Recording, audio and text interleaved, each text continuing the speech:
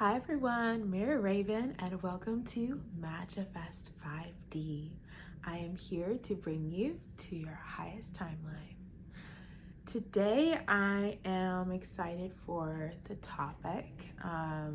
It's been a couple weeks since I have done any videos, mostly just because I myself have been pretty burnt out.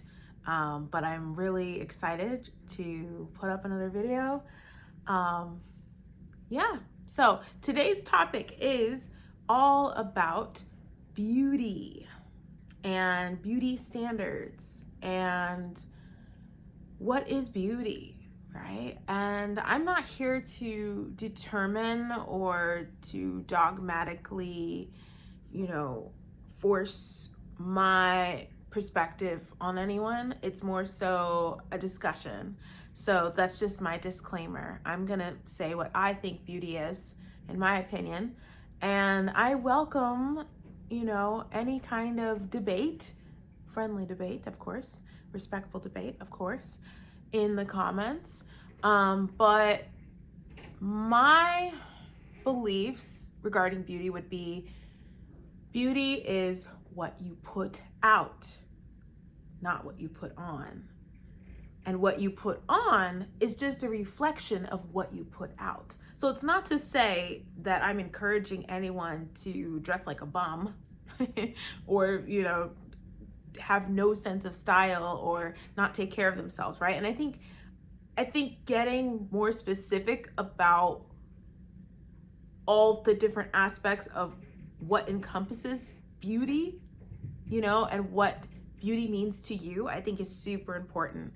I know from my own personal experience growing up, and I think a lot of people can relate to this.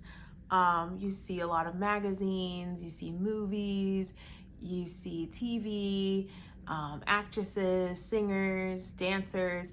You see all of these people that are famous and put in the spotlight.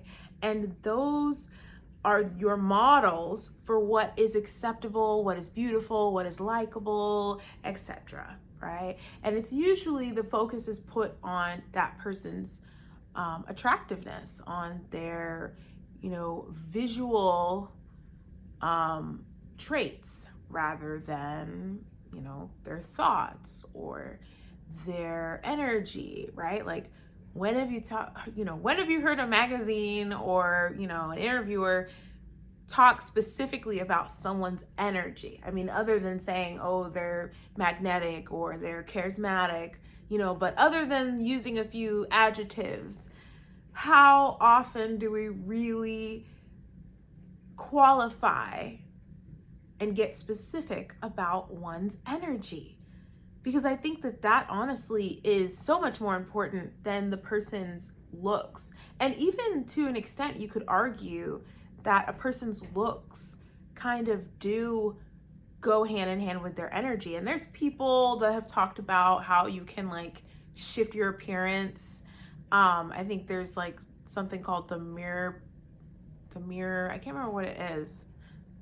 If somebody knows in the comments, you can let me know. But there's ways to shift how you're perceived, and there's ways to shift your appearance. Like, your appearance is sort of a reflection of a combination, I think, of your health, your genetic expression, and your energy, right? Your essence, your life force. And I know that there have been times in my life where I look at pictures of myself when I was not as spiritually aligned, where I was not as healthy. And to be honest, I think I didn't look as attractive. And I noticed that as I took care of my body, my mind, and my spirit, my attractiveness changed. Now, I don't know if that's because I had more self-love, and so I'm not sure the science of how this all works, but I have found that I feel more attractive than I've ever felt, even though technically you could argue that, oh, when I was, in my early 20s, everything was perfect and my skin was, this and that. It's almost like I feel actually more attractive now in my 30s than I did in my 20s, which is weird. It's kind of backwards. Usually it's the other way around. You look to your 30s and think, wow, I was so fresh and new and this and that. And now I just feel like my 30s, I feel like I actually am so much more balanced. So I want to talk about the pressure, especially with today. There's like a lot of pressure. I see a lot of TikTok videos and Instagram videos and people, putting on like all this makeup. And, the funny thing is like, the funny thing to me is like the clean girl aesthetic, right? Like that whole aesthetic is really interesting because it's like the no makeup look, which is cool, but then sometimes even if you go into some of those videos, you're still putting on a lot of makeup to achieve the no makeup look, to make it look like you're not wearing a lot of makeup. And so I just think that's funny. I mean, it's like like I don't know. I for me personally, I'm either gonna wear makeup and go full out, or I'm not gonna wear it at all, or barely wear any, right? And so even today, I'll give you an example today. Am I wearing makeup? Not really. I think I put like a little tiny dab of some like blush thing. Like I just like put a little bit on, and then I put like a little bit of eyeshadow. And I have like a lip balm that I made myself. If anybody wants the recipe, well, I don't really have an official recipe, but it's really easy. I don't even think you really need like a recipe. I kind of just like throw the ingredients together. But I made my own lip balm and I love it because it's totally natural. It's got like 3 ingredients and super easy. It's long lasting. It's the best chapstick I've ever had. Not to brag, but it's honestly like I don't buy chapstick anymore because I made my own. So anyway, same thing with face stuff. I've made my own tallow balms and stuff like that. And I find that these things have been working very well for me because I know what my body needs. And so I find that, there's all this, all these videos on makeup looks and get ready with me and all that stuff. And I mean, that's fine. Like, I feel like people who are really good at makeup and can completely transform themselves, like I respect that. It's an art form and I respect that. So just for anybody who's watching this, who wears makeup, who likes to wear a lot of makeup, I'm not judging at all. But I think that one thing I would challenge is, and disclaimer everyone, there's probably going to be some sound from the fan. It's too cold in here for me to not have the fan on. So it just kicks on. So there's going to be a background noise, but it should be fine. But for people who wear makeup because they cannot handle themselves without it, that I want to challenge, because I think that when you wear makeup, and this is kind of one of the reasons why I don't like to wear a lot of makeup, I feel like sometimes what happens is when you wear makeup, you get used to the person that you are and the way that you look with the makeup on, and you start to get used to looking at that person, that version of you, and it does become like a mask. So imagine if you're wearing a mask every day, and you look a certain way, and then you take the mask off and you're like, who is this person? Because you're not used to looking at that. And I think a lot of people will say, oh, I look so bad without makeup, I look so terrible without makeup, but it's like a perception thing, right? It's like perception is what creates that I look bad without makeup. Like if I were honest and I put a bunch of makeup on and made everything look just like super perfect, I guess probably I would look at this right now, like how I look right now, and I'd be like, oh my gosh, I look so terrible. But it's all about relativity. See, it's all relative. It's relative to how I looked with all the makeup on. But the reality is, when you do that, you're setting yourself up for insecurity, just more insecurity, because then when you take the makeup off, you're going to be like, oh, I don't look good. You know, I don't look natural. Now, some people may be the type of people that are like, hey, I love the way I look. I just like trying different things. It's fun. I enjoy it. And I think that that's a really healthy attitude around makeup. But I know a lot of people, be honest with yourselves, there's a lot of people that do it because they feel like if they do not wear makeup, they are not going to be accepted into society, or they are not going to feel beautiful. But I think one of the best beauty secrets is health. I've seen it with myself. I feel like I said, I feel the most attractive I've ever felt, and that's because of my health. That's because I've been super, super conscientious of what I put into my body, my stress levels. I've been very conscientious of the products that I use. I've been, very mindful of how I live my life and how I speak to myself and how I look to myself and what I say to myself, like all of those things. I'm super, super aware of that. And as I became more aware of that, I swear my energy shifted. And on the topic of energy, I want to touch on, I talked about the external, right? I want to talk about the internal. I want to talk about the energy, right? Because going back to the thing I said at the beginning of this video, you are not what you put on, you are what you put out, right? And hopefully you feel my energy, and hopefully you feel the vibrancy in my energy. Hopefully you feel the love that's emanating from me. Hopefully you feel that, because that's what I feel most of the time. And I find that when you are in a place of self-love, it's very magnetic. It attracts a lot of things and people. Not always good people. You know what I mean? It attracts all different types of people because it's just, you're magnetic, right? But it's your energy that's magnetic. It's not your looks. Like, I don't wear a lot of makeup, but do I get attention from men and women and people in general? Yes, but I don't think it's because of just my looks. I think it's my energy, my vibe. And I just think that when you change your energy, you kind of change like your whole, like your aura, you know what I mean? Your aura changes.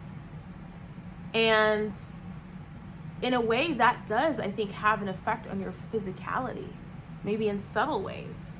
Because when I look at pictures of myself when I was not in a spiritually good place or emotionally good place or physically good place, it's not like I look totally different per se.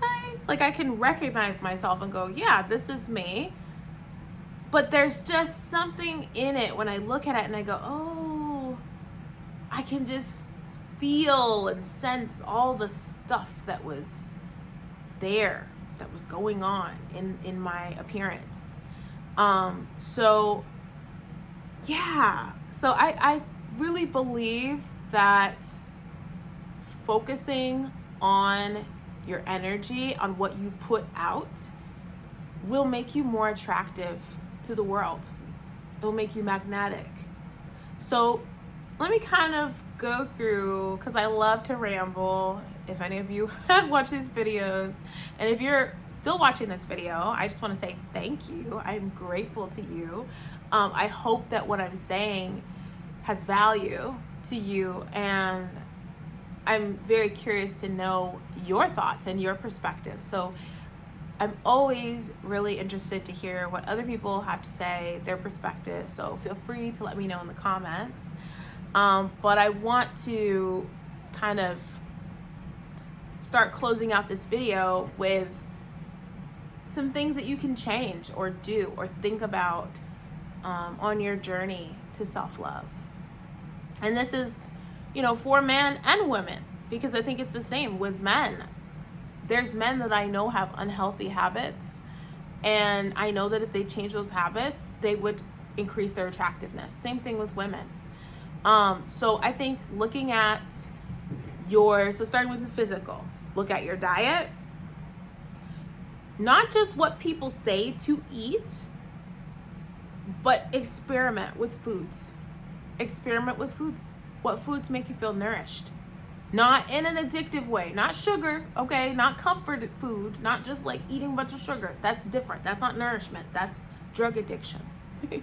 That's drug addiction, okay? So if you love sugar and you find it nourishing, I encourage you to maybe go on a detox and then put sugar back in and see if it truly feels nourishing to you, right? So this is the thing with experimenting.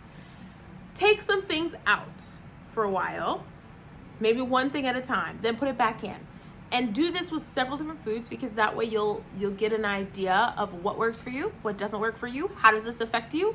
But if you're changing too many things at once, you're not going to know what things are working and what things are not working. And, some things could get lumped together. So that's diet. Of course, exercise, movement is always important, especially for releasing stress. And obviously to increase vitality. It's just good. Blood flow, all of those things. You want all that because your body is like an instrument. And if you don't take care of it, it's not going to run properly. And if certain things aren't happening, it's almost like cogs in a wheel, or like a clock, right? The internal gears of a clock, mechanisms that need to be working in tandem with each other in order for things to run smoothly. So your body's just like that. If you don't pay attention to these little things within your body, then what happens is you start to see that in the form of illness, or in the form of, again, for instance, with me, if I'm too stressed and I'm eating too much sugar, I break out. Like I start breaking out, I start getting pimples.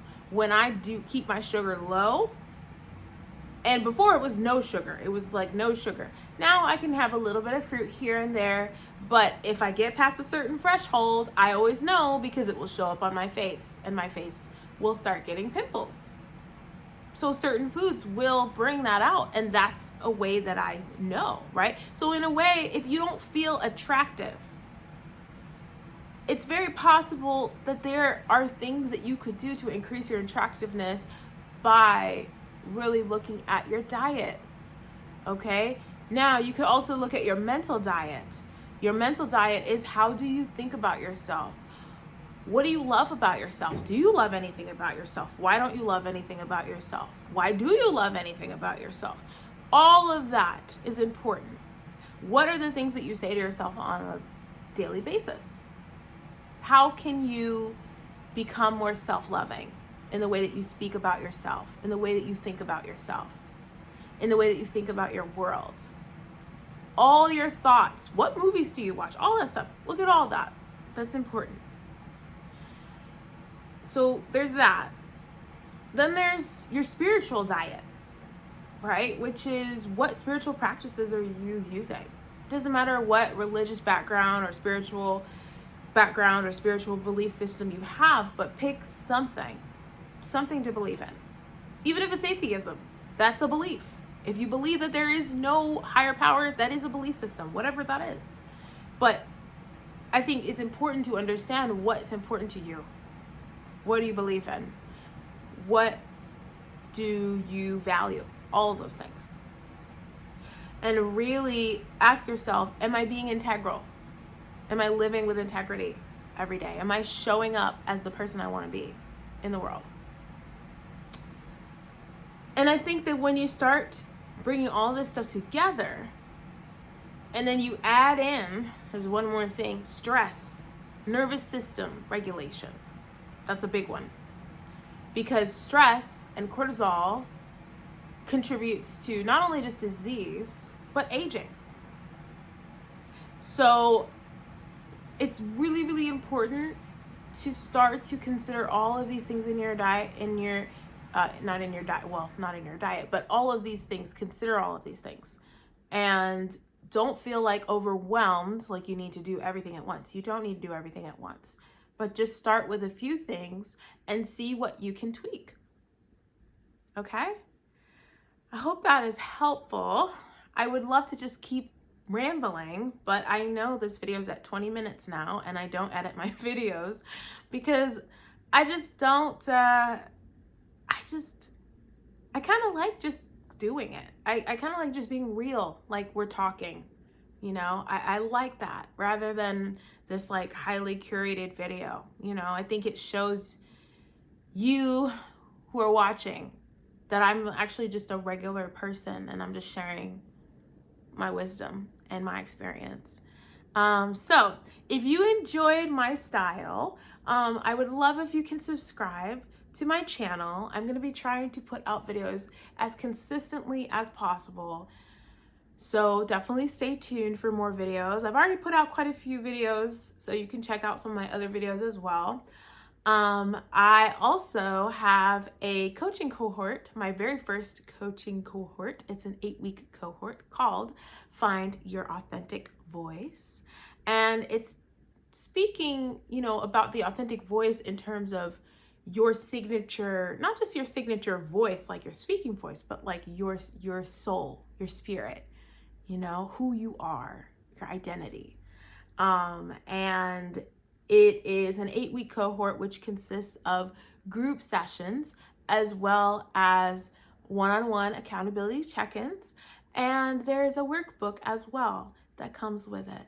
So this is my first cohort, but I do think it's actually a pretty robust, effective program. But I understand that when something is new, it is hard to commit to it. It is hard to go ahead and pull the trigger on something with someone. So I encourage you, if you liked this, but you're just not sure if you would want to do something like that or it doesn't resonate with you, that's fine. But if it does resonate with you and you want to learn a little bit more about me, watch some of my other videos, subscribe to my channel, or you can get a free discovery call with me one-on-one, and you can ask me any questions you want to ask. I'm very open, I'm very blunt. So I will let you know, whatever you want to know. And see if you're a good fit for my cohort. And if you are a good fit, I actually am offering the first 5 spots free. So the first 5 spots are free and there's no obligations. After that, it will be half off and then paid. So once I have the class full, then, it's going to be probably either half price or full price for a while. But for right now, it's a really good deal. It's a really good deal. I mean, you're getting a whole 8-week cohort for free. And I put my heart and soul into this. So I really think you're going to love it, especially if you're somebody who is feeling lost. If you feel like you're just like, you don't feel like you're doing the right thing, you don't feel like you are in the right arena, or you feel out of alignment and you're just trying to figure out where to go and you're confused and you're not getting the results that you want in your life, things like that.